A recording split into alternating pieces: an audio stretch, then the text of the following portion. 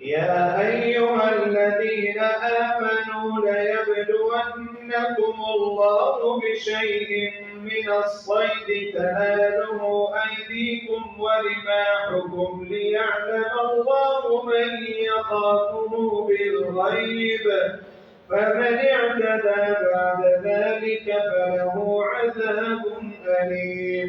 يا أيها الذين آمنوا لا تقتلوا الصيد وأنتم حرم، ومن قتله منكم متعمدا فجزاء مثل ما قتل من النعم يحكم به ذوى عدل منكم هديا بالغ الكعبة أو كفارة طعام مساكين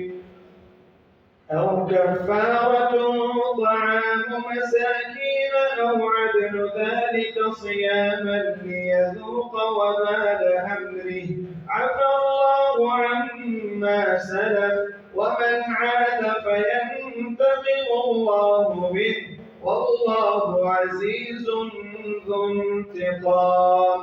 أحل لكم صيد البحر وطعامه متاعا لكم وللسيارة، وحرم عليكم صيد البر ما دمتم حرما، واتقوا الله الذي إليه تحشرون.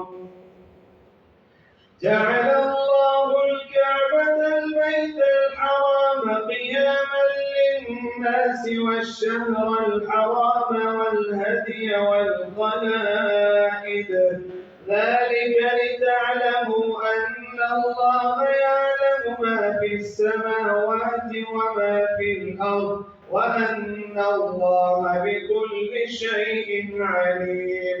اعلموا أن الله شديد العقاب وأن الله غفور رحيم. ما على الرسول إلا البلاغ، والله يعلم ما تبدون وما تكتمون. قل لا يستوي الخبيث والطيب ولو أعجبك كثرة الخبيث، فاتقوا